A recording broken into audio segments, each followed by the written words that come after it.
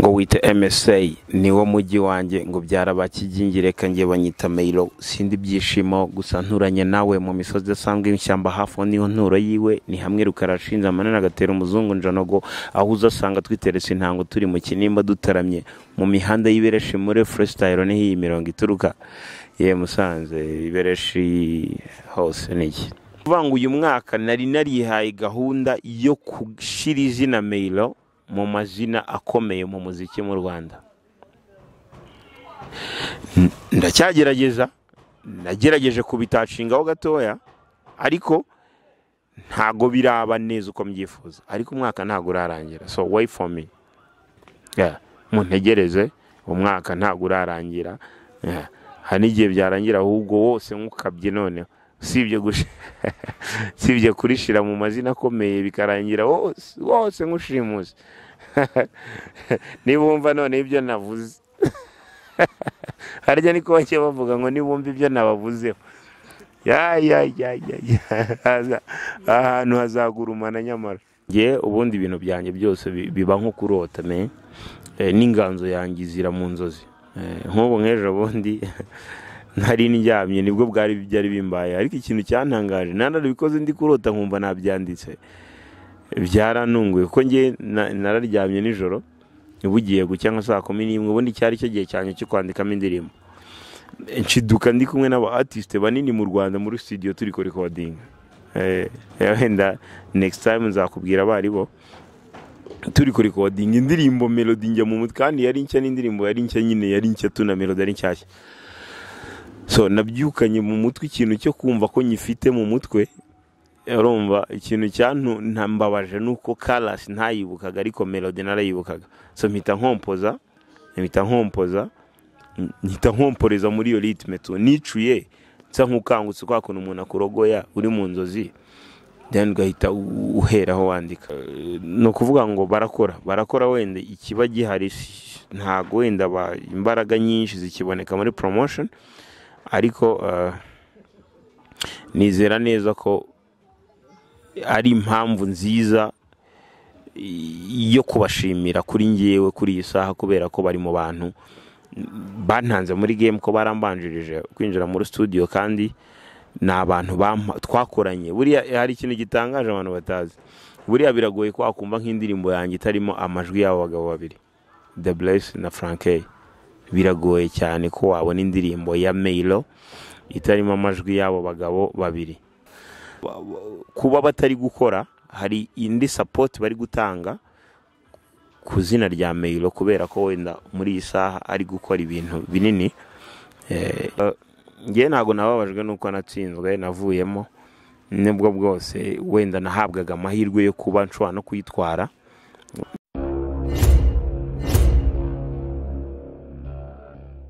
Hello people, this is your main prote, of course no Mulage Live TV aho tugenda hano hagiye hatandukanye kugira ngo tuganire n'abantu bagiye batandukanye bagira uruhari mu guteza imbere igihugu haba mu buryo butandukanye, hari entertainment, hari business, social n'ibindi byose.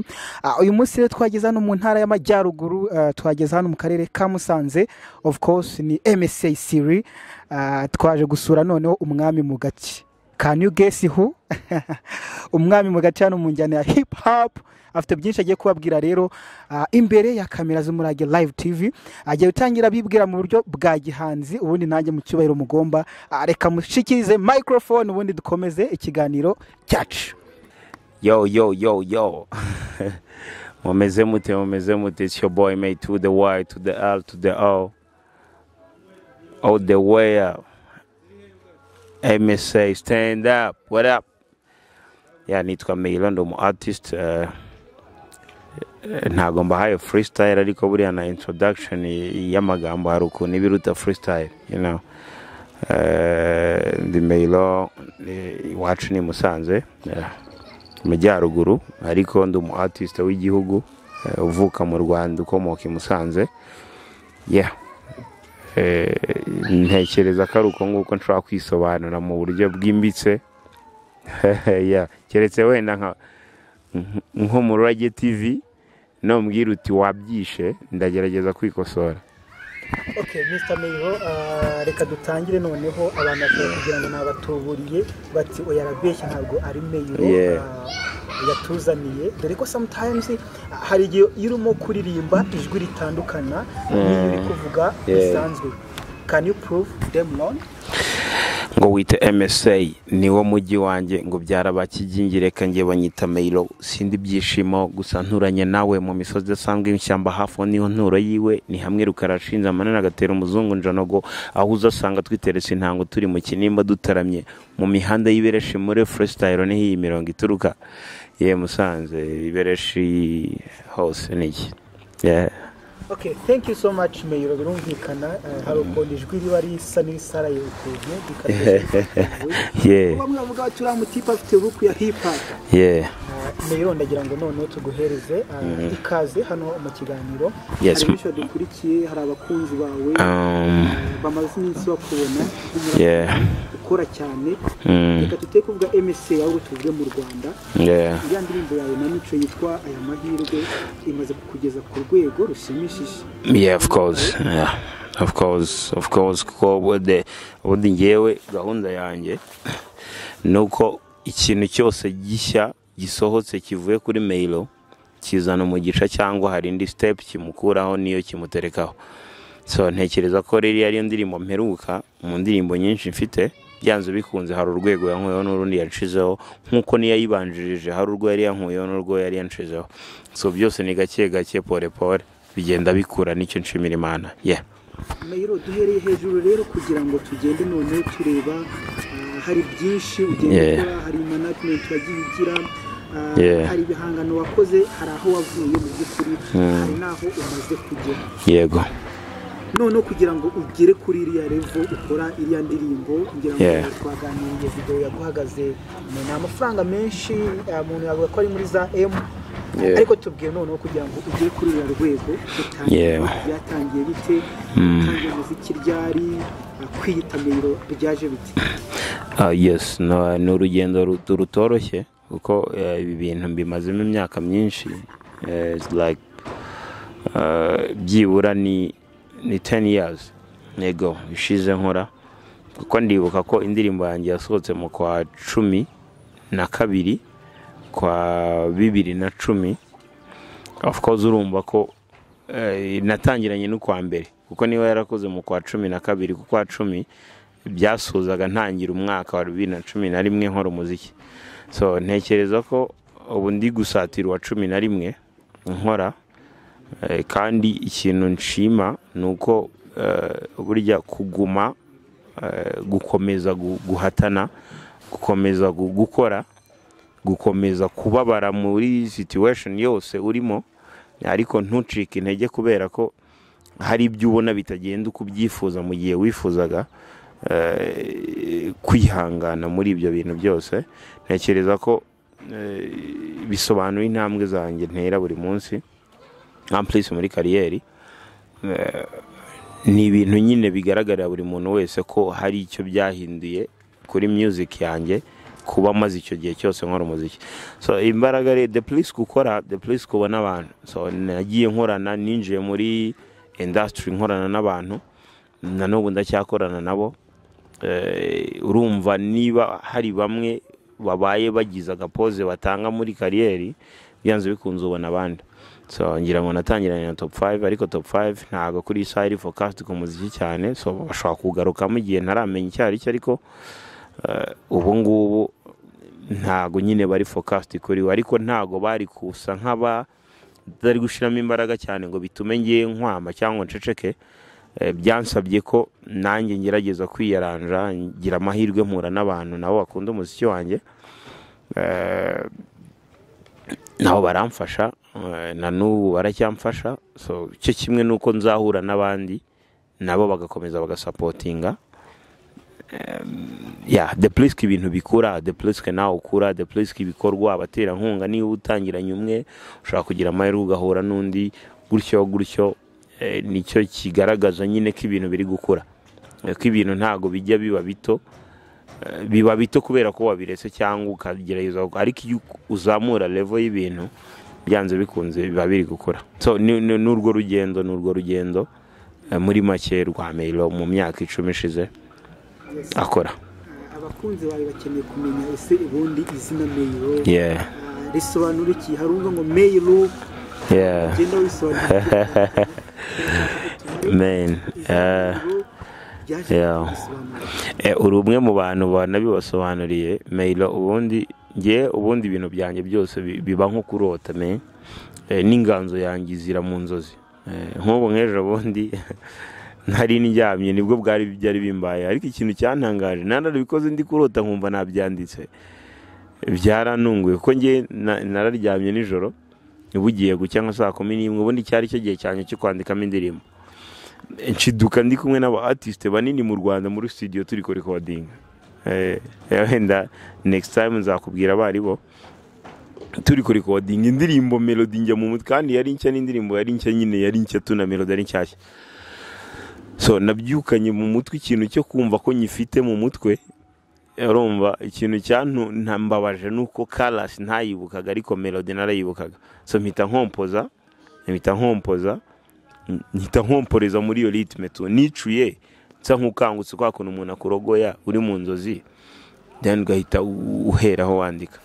So n'ibintu byanjye rero nuko nanditse indirimbo zose nyinshi mfite nuko nagiraga inspiration ije mu gihe runaka ngusobanuriye ngo Mico hari ukuntu risobanura amagambo abiri agizwe May y'ukwezi kwa gatanu na look just looking. So ubwo rero ibyo bintu amagambo abiri kuyahuza juste ntago nari focused, sinzi ukuntu nagusobanura ngo nari focused ku kwezi kwa gatanu cyangwa se ni ibintu nyine byaje birahurirana ariko bihurana. May look rero mbona ni rirerire, ndavuga ntibyanze bikunze reka ngerageze ndicemo kabiri nkureho okay nkureho okay nyikuraho nshiraho ariko urumva nyine nta magambo birasobanura May look.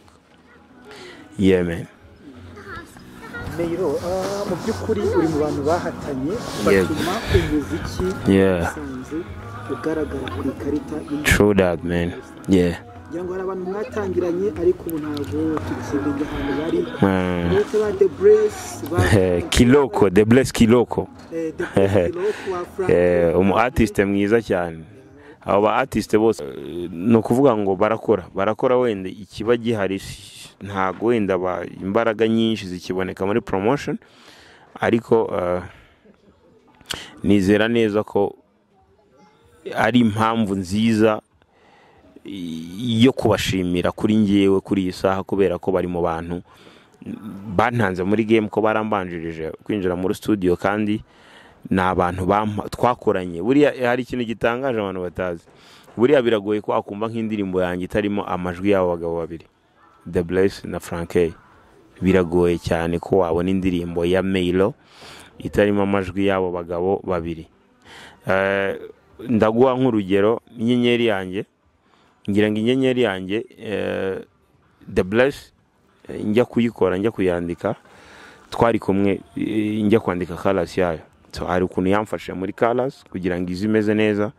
So ngiye kuyirecording harimo ijwi rya Frankie kwa track slayer, harimo ijwi rya Frankie.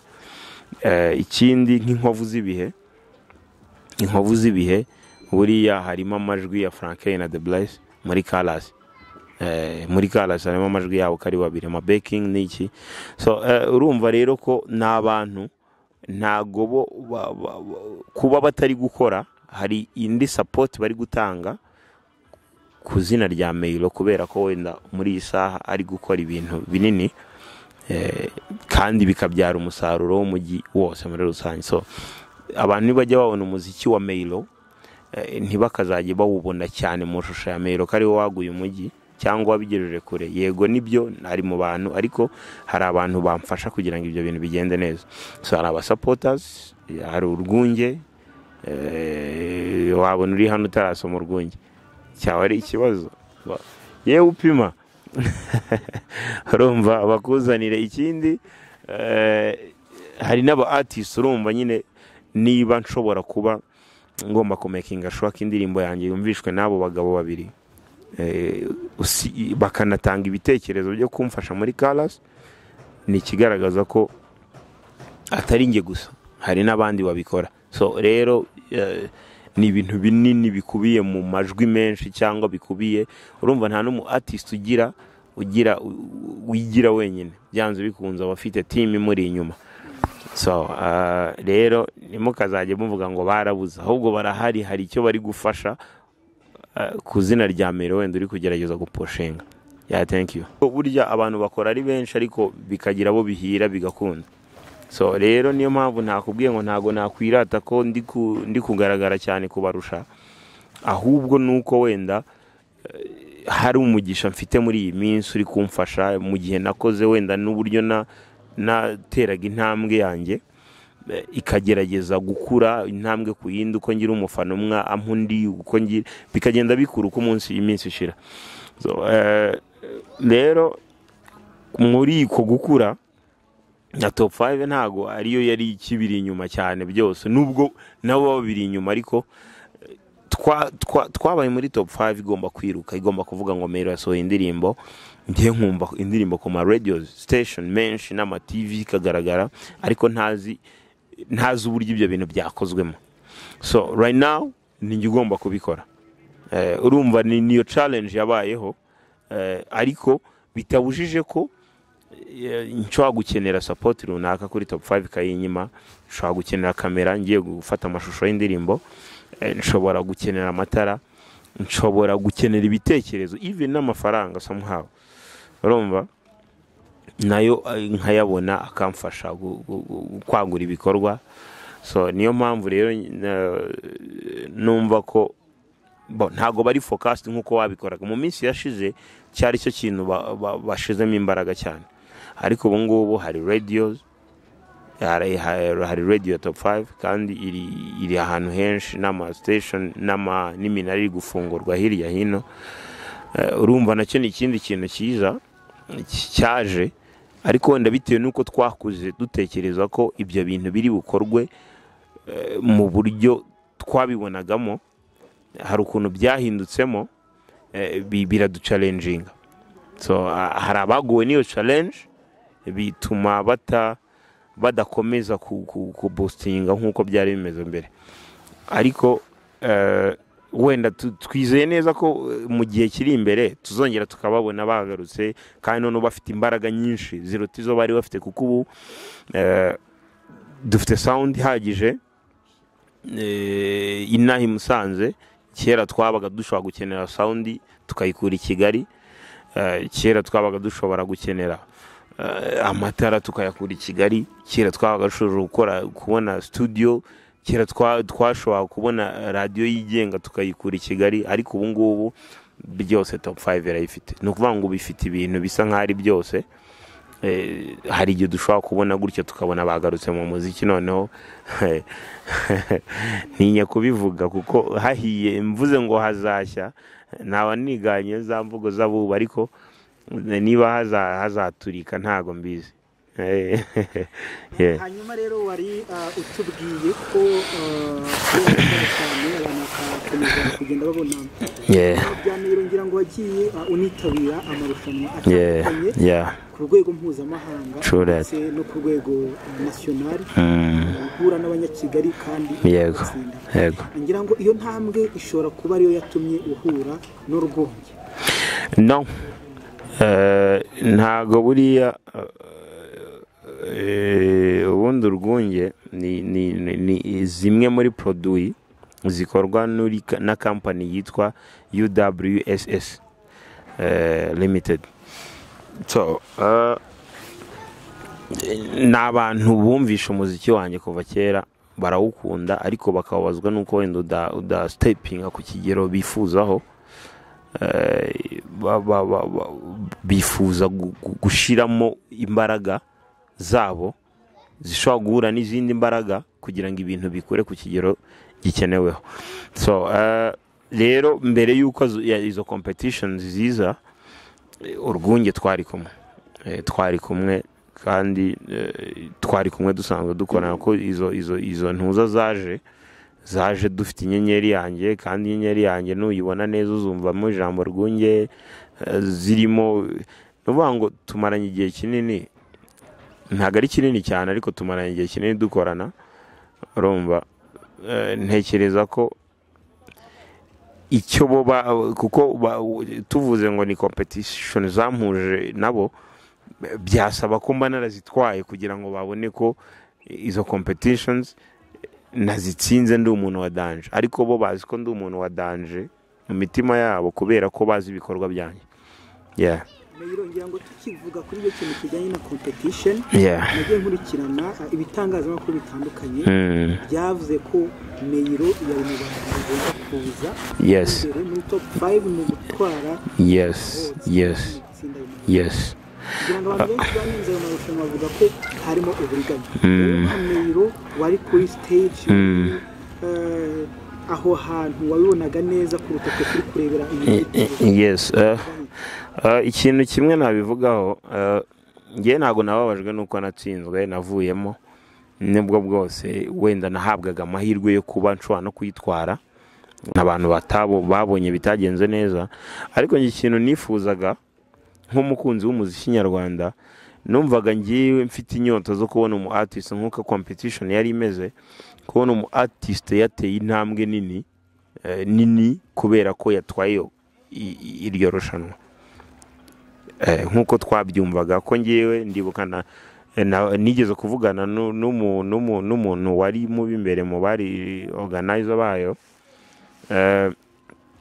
yambwiye ko harimo ibihembo bikomeye harimo usibye miliyoni 50 uzavugwaga ni popstar uri kumbaza harimo miliyoni 50 nyuma y'izo miliyoni 50 hakabaho na world tour y'uwo mu artist azakorana na Tiger w'umunyamerika akazenguruka isi aririmbira abantu nyine yigaragaza nk'umu artist ugomba kubanziriza Tiger kubera ko yatwaye iyo competition.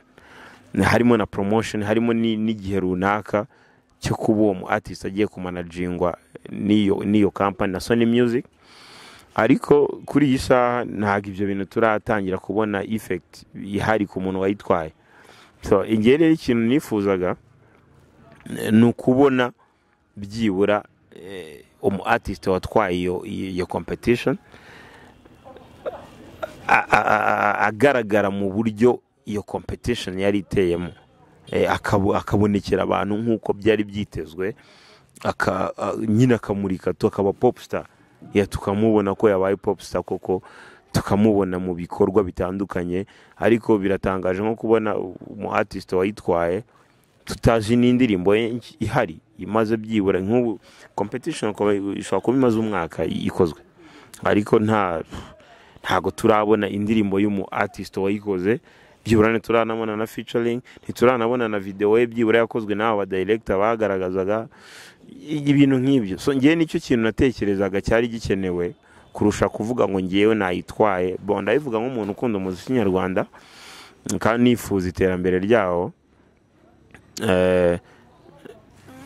nicyo kintu ngiye nifuza kuruta ibindi byose kuko byonyine no kuba narayigiyemo ari experience nafashe inakomeye kuko ubu hari ukuntu umuntu aba ari hano ariko yibona nk'umuloko ariko ubu ngubu ntago ndi local bro ngewe nta nubwo navuga ngo ndi umuhanzi w'igihugu gusa nshobora no kuba international man artist bitewe nuko mbyiyumvamo kandi ntanabishobora kumuba bitewe n'uburyo nabonyemo ibintu bishobora gukorwa. So bitandukanye rero no kuba byibura ntari kuri gitabira nako ka experience ntago nari kukagira. ngira ngo ntabwo turajya kure kugenda tugirana uri umwe mu bemera ko ukora ariko nanone twese twemera ko ukora ngira ngo no promoters mu muziki bakomeye abamuyoboke baragaragaje bati baravuze bati Meyiro arakora nta muhanzi ukomeye utarakorana na Meyiro featuring ikibazo twibaza ni iki ngiki Meyiro ariko bikugenda biza ariko se no kubera iki none tutakubona ku rwego wakakwiye kuburiho. Okay ariko biterwa ni urashaka kumubona ku rwego urwego nshatse kukubonaho n'urundi yego ejo ndi wa Bruce Melody harya ngo ni miliyari yego okay sawa none se ko ari Bruce Melody nyine none se ni Mico the best wayisinye nese nawe juste icyo kibazo nanjye nakikubaza urumva Bruce Melody ngo asinye n'umuhanzi umwe mu ba artiste bangaye bari mu Rwanda wayisinye reka tuvuge ko ari haraba artiste benshi sibyo nabo bakagize urumva uko byagenda kose uru rugendo ntago ruba rworoshye ariko burya hatinda burya ngiye nifuza gutinda mu bintu kurusha uko nabyihurukankana bikansiga ngiye nifuza ko nabigendamo gake ariko nkabifata even niyo nagenda ntabibonye ariko byibura get rich or die trying urumva ngiyewe icyo ntekereza nuko ntago ndi mu murongo mubi ntago ndi mu murongo kandi ngiye birananeza niyo abantu bakomeye babona ko ndi umuntu koko ukwiriye ibintu nubwo bwose waba bavuga ngo ntago mbibona sinabashaka ko mbona izo miliyoni ariko ntago ntekereza ko buri kintu cyose kigira step kandi ntekereza ko uburyo nkoramo umuziki wanjye nibyo ngetinga bro ngenda shima kabisa kuko urwego mba ndiho nibyo ngezeho nibyo nkora nkesha umuziki uko byagenda kose hari uko nkora ndabishima kandi birashoboka ko hari igihe uzabyuka ukumva Meiro wenda yakoze indirimbo imwe ukumva wenda ari ahandi hantu hatangaje so ngiye ntekereza ko isaha y'umuntu niyigena success ye kuko ntago wakwihutisha insinzi yawe cyangwa kugera ku bintu byawe muvuga ati ibintu byanjye ubu ndabifashe kubera ko kungufu ko njya numva n'aba artiste benshi bameze nabi bavuga ati ibi bintu narabifashe ugasanga yamufashe iki ariko Meiro kugira ngo wenda byumvikane neza ugira umwe mu bahanzi bagira plan bagiye gutangira bakagira ibyo bandika biza kuzageraho mu gihe cy'iminsi 365 yego uyu mwaka wa 2021 ntabwo yarangira ariko mu by'ukuri ni umutemeri ese ibyo wari warapanze muri uyu mwaka amaproje wari warapanze ubigera ku kigero cy'akangahe umwaka ntabwo urarangira ariko ngiyewe muri uyu mwaka nifuzaga byibura reka ngusubize ikibazo warumbaje nubwo wakimbajije ukuntu reka ngiye nshakisha ukuntu ngufatisha aho waganishaga no kuvuga ngo uyu mwaka nari narihaye gahunda yo gushira izina Meiro mu mazina akomeye mu muziki mu Rwanda ndacyagerageza nagerageje kubitacingaho gatoya ariko ntago biraba neza uko mbyifuza ariko umwaka ntago urarangira so wait for me muntegereze umwaka ntago urarangira hari igihe byarangira ahubwo wose nkukabye none sibye kurishira mu mazina akomeye bikarangira wose nkushimuze nibumva none ibyo navuze harya niko bake bavuga ngo nibumva ibyo nabavuzeho ahantu hazagurumana nyamara tunagana wenda ku musozo w'ikiganiro cyacu ariko mu by'ukuri ntago ntekereza ko byagenda neza haba hagomba kubamo abantu nyine nk'abo tukamwaka support akagigira ati yewe hoshi habe ariko icyo nizera cyo kimwe icyo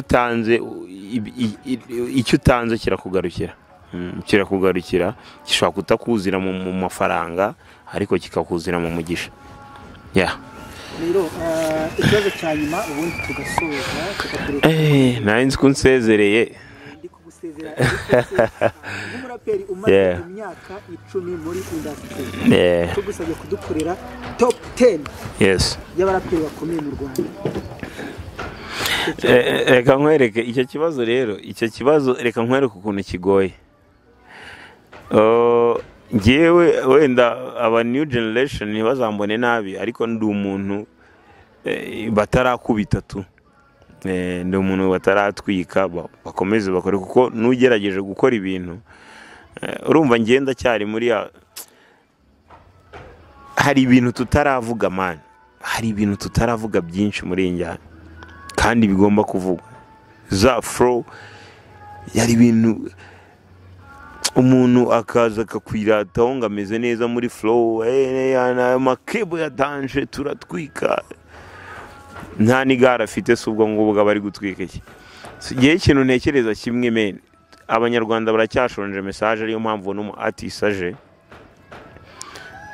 iminsi ngaho kamubura hakaza nundi nk'ubu ngo werega ngusobanurire mu myaka nk'itatu tumaze kumenya aba artist nka 5 bose baza bagatwika ariko bakabura, hari n'abandi bari kuza nabo bakabura. So ariko ibyo biterwa n'iki? Abantu bibeshye ko abanyarwanda bibagiwe hip hop nyayo, bashaka kumvikanisha ko ibintu byakuze, bagashaka gukura cyane cyangwa wenda bakagira umurindi ubakuza. Ariko mu by'ukuri twirengagije ko abanyarwanda nabo ubwabo hari ibyo bakeneye. Niba rero bahaye ibintu badakeneye, urumva nyine bimara igihe gito. Icyo rero nicyo ntekereza ko cyatuma ntakora nkoze top 10 y'abanyarwanda y'aba artist, abaraperi banini, byagorana kuko nakwigarukira ku mazina y'abafite ibyo bakoze. Hari abatarabikora bataranaganya. Nanjye nazamo kubera ko nshobora no kuko hari ibyo nakoze, ariko kuzana rap hano, gukora rap ukayumvisha abantu bakayumva bakayikunda igafata imizi, byibura bakavuga ngo Musanze hari hip hop kubera ko hari ibintu wakoze. Ni ikintu cya danje. Ariko muri iyi saha niba ntuye wenda hari imbere gato muri ya quartier, niba nakubise ntuza team kanjye inyuma gupushinga kandi nabwo itizeye neza ko ibintu byanjye ari fresh, abanyarwanda bari bubikunde, ubwo ndahita icyogere ndaho umuntu wa danje. Ariko burya umuntu agirwa wa danje n'ibikorwa yakoze mwana, ntago ari ukumva ko abantu bashimagije ba postinze. Urabona nko muri iyi minsi wenda isi iyobowe n'ibintu biri digital cyane cyangwa ama social media. Urumva niba wenda nagigiye umukobo ukurikirwa cyane kuri social media runaka, akantwikira akankubita ukwezi kose ariko unkubaganya cyangwa icyumweru, ibintu birahita bikunda. Ariko umuntu ashobora kukubyina rimwe kabiri gatatu, ariko ejo bundi ubwe bigashoberana akavuga ati nta ibi bintu se n'ibiki. Ariko ugasanga haracyafite album ya Tough Gangs, haracyafite indirimbo 10 za Mail, haracyafite indirimbo za Riderman, haracyafite indirimbo za Bulldog, haracyafite, urumva nyine hari ibintu bidashobora gusibangana na nisa abantu bagishonje ko bibabona. Ariko kubera ko hari abantu bafite bari influencer mu buryo runaka bagaragariza umuntu abantu, ubu bwabo bahitamo ko ari wowe bugiye kugaragariza abantu, ubwo nyine akaba ari wowe tu. Iyo abaye wowe rero aba ari wowe, ariko birengagije ko abanyarwanda hari ibintu bazi kandi bakunda. So icyo nemera cyo kimwe rero, respect kuri buri mu artist ukora. Ni byiza ko dukomeza, nta nubwo rap yahora ari old school cyane, ariko nanone ibyara ibyara n'ibindi bintu byinshi, ariko ntibibe kuba ndi buvuge ngo nafashe igice kimwe ngitandukanya n'ikindi, ahubwo mvuge ngo ngiye kuvuga muri hip hop kubera ko buri mu artist wese uri muri hip hop hari ibintu ari gukora kandi bya danje abanyarwanda bakunda. That's what it is, man. Rero reka tugushimire cyane rero wakoze. Yes, umurage kabisa, umurage bantu hano aboro nukujya uhaza utanga umurage, kubita abantu umurage n'icyo uzabashindagiza ngo n'ikiniki. Urwunge rwo ntabwo wagenda utarunyweye kubera ko yaba ari amakosa, ahubwo iyo upima abana ko bari kugenda gake gakera bro. Blessings, mwakoze cyane. Imana ibaho umugisha kandi turahari. Next time nimudukenera tuzaba duhari, kandi mukomeze mushigikira umuziki nyarwanda. Ni byiza ko komeza kuba gukura mu bikorwa no mu byose.